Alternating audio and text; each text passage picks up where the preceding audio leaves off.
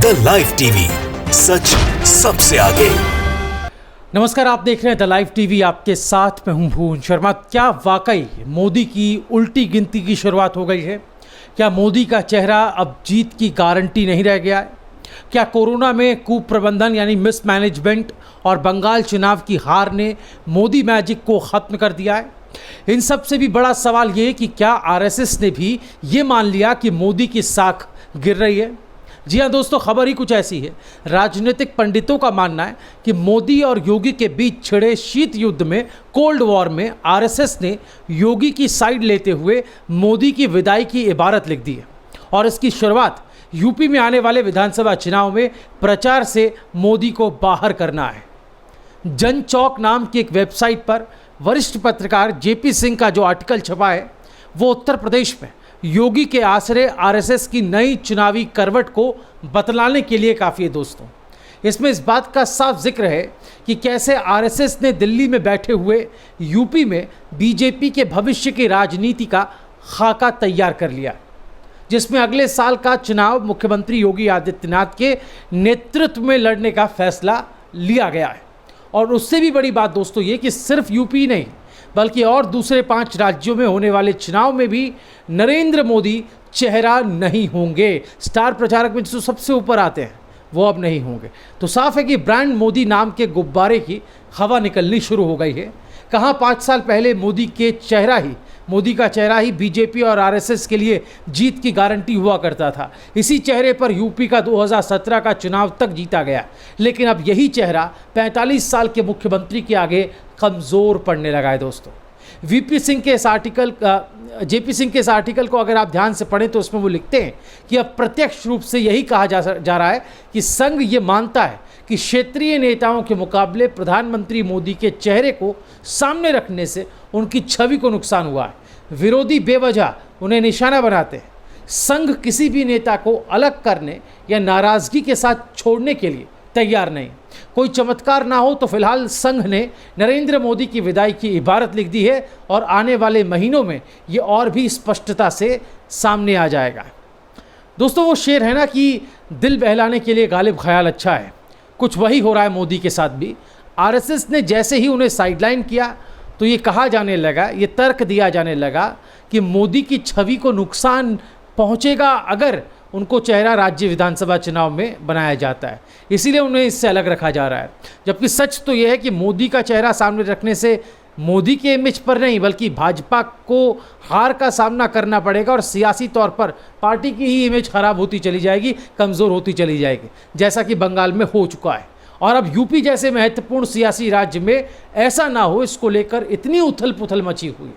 यहाँ तक कि योगी और मोदी की वर्चस्व की जो जंग है, जो लड़ाई है, वो भी खुलकर सामने आ गए। वैसे मोदी और योगी के बीच का विवाद तो उसी समय सामने आ गया था जब 2017 में यूपी जीतने के बाद मोदी के करीबी और उनके पसंद के मनोज सिन्हा को सीएम बनाने से संघ ने इनकार कर दिया था और योगी आदित्यनाथ की ताजपोशी कर दी गई थी। मनोज सिन्हा आज की तारीख में जम्मू कश्मीर में है। बड़ी अजीब बात है कि जिस मोदी लहर से बीजेपी को जीत मिली, सिर्फ केंद्र में ही नहीं बल्कि जिस चेहरे से राज्यों में भी सरकार बनाने में बीजेपी ने कामयाबी हासिल की, उसी मोदी के फैसले पर रोक लगाने की, मोदी के चेहरे पर रोक लगाने की हिम्मत आरएसएस ने की है। और इस हिमाकत की ताकत भी शायद आरएसएस के पास ही है। और इसके पीछे एक बड़ी वजह मोदी का डिक्टेटरशिप या एकाधिकारवादी रवैया है। राजनीतिक पंडित मानते हैं दोस्तों कि आरएसएस मोदी के इसी रवैये के खिलाफ है, क्योंकि आरएसएस एकाधिकारवाद पसंद नहीं करता। लिहाजा मोदी मैजिक, मोदी लहर, मोदी का करिश्मा जैसे शब्दों से आरएसएस हमेशा से परहेज करता रहा, क्योंकि संघ के बारे में कहा जाता है कि वो कभी पार्टी से ऊपर व्यक्ति को नहीं रखता। लिहाजा राजनीतिक विश्लेषक ये मानते हैं कि ये लड़ाई दरअसल मोदी योगी की नहीं बल्कि मोदी और संघ के बीच की है, जिसमें योगी संघ की ओर से एक चेहरा या राजनीतिक मोहरा जो कह लीजिए वो रहे हैं। मोदी और संघ के बीच की खिटपिट दरअसल मनोज सिन्हा की जगह योगी को सीएम बनाए जाने के फैसले के बाद भी जब तब सामने आती रही है। मसलन 16 मई को राष्ट्रीय स्वयंसेवक संघ के सरसंघ चालक मोहन भागवत ने कोविड-19 के संदर्भ में एक बयान दिया था। उन्होंने कहा था कि हम इस परिस्थिति का सामना कर रहे हैं क्योंकि सरकार, प्रशासन और जनता सभी कोविड की पहली लहर के बाद लापरवाह हो गए, जबकि डॉक्टर्स द्वारा संकेत दिए जा रहे थे। कोरोना वायरस की पहली लहर के बाद सरकार, प्रशासन और जनता की गफलत में पड़ने के कारण मौजूदा स्थिति का सामना करना पड़ रहा है, ये आरएसएस के सरसंघ चालक का कहना था।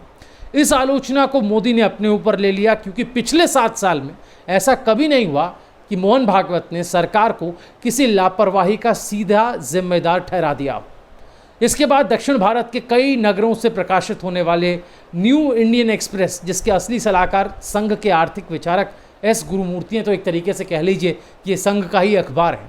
अंग्रेजी अखबार में वरिष्ठ पत्रकार प्रभु चावला का एक लेख छपा जिसमें फिर ब्रांड मोदी पर निशाना या हमला किया गया। इस तरह का लेख छपने का सीधा मतलब है संघ की निगाह में मोदी का गिरना। दोस्तों, जनचौक नाम की वेबसाइट में जेपी सिंह के लिखे आर्टिकल में एक संघ के स्वयं सेवक का नाम न देते हुए ये लिखा गया कि संघ के एक वरिष्ठ नेता के मुताबिक, भले ही आप ना माने लेकिन ये सच है कि मोदी योगी के बीच कोई विवाद नहीं और यूपी भाजपा के ट्विटर अकाउंट या पोस्टर से मोदी की फोटो हटाने की वजह विधानसभा चुनाव योगी के चेहरे के साथ लड़ने का निर्णय ही है, मतलब मोदी नहीं है उसमें। दोनों नेताओं को साथ काम करने और इस छवि को मजबूत करने के लिए कहा गया। इसलिए अब यूपी के पोस्टर पर योगी आदित्यनाथ के अलावा अगर कोई है तो वो यूपी बीजेपी के अध्यक्ष स्वतंत्र देव सिंह है और दोनों उप मुख्यमंत्री केशव प्रसाद मौर्य और दिनेश शर्मा दिखाई दे रहे हैं। संभवतः इसीलिए सोमवार शाम प्रधानमंत्री मोदी के राष्ट्र के नाम संदेश को देखते हुए योगी की ये फोटो जारी कर दी गई। इस बात को मेंशन कर नकारते हुए आगे जेपी सिंह ने इस आर्टिकल में लिखा कि ये हकीकत नहीं है, जो बातें कही जा रही, दलील दी जा रही हैं। कोरोना की बदइंतजामी ने मोदी की लोकप्रियता को तार कर दिया और रही सही कसर सुप्रीम कोर्ट ने तीखी आलोचना करके पूरी कर दी है। फिर संघ के ज़मीनी कार्यकर्ताओं का फीडबैक मोदी सरकार के खिलाफ है, ये वो लिखते हैं। वहीं इसी जनचौक वेबसाइट में एक और राजनीतिक विश्लेषक और लखनऊ यूनिवर्सिटी में सहायक प्रोफेसर रविकांत का भी आर्टिकल छपा, जिसमें वो कमोबेश यही सब एनालिसिस करते हुए दिखाई देते हैं। यही सब बातें उन्होंने भी लिखी हैं। उनके इस आर्टिकल की आखिरी की 6-7 लाइनें मैं आपको बता देता हूं, जो काफ़ी कुछ हालात का अंदाज़ा आपको करा देंगी और हकीकत क्या है इससे भी रूबरू करा देंगी। वो लिखते हैं कि मोदी अमित शाह को अपने उत्तराधिकारी के रूप में आगे बढ़ाना चाहते हैं, लेकिन आरएसएस ऐसा नहीं चाहता। माना जाता है कि इसीलिए आरएसएस ने योगी आदित्यनाथ को यूपी का सीएम बनाकर आगे की रणनीति तय कर रखी थी। इसीलिए योगी की महत्वाकांक्षाओं को पंख लगे हुए हैं। योगी और मोदी के बीच अभी भले ही सीज फायर हो गया, लेकिन ये जो संघर्ष आने वाले दौर में और तेज हो सकता है। इस संघर्ष में कौन 2024 का खेवनहार होगा अभी कुछ नहीं कहा जा सकता। वो लिखते हैं कि मोदी अपने प्रतिद्वंदी को कतई नहीं बख्शते, लेकिन योगी के साथ आरएसएस ढाल बनकर खड़ा हुआ है। संघर्ष दिलचस्प होगा, लेकिन डर इस बात का है कि मोदी और योगी द्वारा खुद को हिंदुत्व का बड़ा अलंबरदार साबित करने में कहीं मानवता लहूलुहान ना हो जाए। तो ये उन्होंने रविकांत ने लिखा है, जो लखनऊ यूनिवर्सिटी में सहायक प्रोफेसर हैं।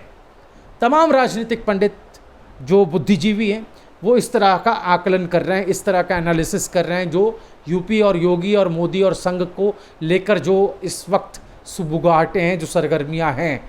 दोस्तों, इन तमाम विश्लेषकों को पढ़ने के बाद, सुनने के बाद, इस वीडियो को देखने के बाद आपके भीतर, आपके मन में क्या विचार आ रहा है? क्या आपको भी लग रहा है कि धीरे धीरे आरएसएस जो है मोदी को राष्ट्रीय फलक से ही अब साइडलाइन करने का मन बना चुका है और आगे आने वाले लोकसभा चुनाव में क्या मोदी का विकल्प योगी के तौर पर आरएसएस देख रहा है? आपकी राय क्या है, हमें कमेंट में ज़रूर बताएं। द लाइव टीवी, सच सबसे आगे।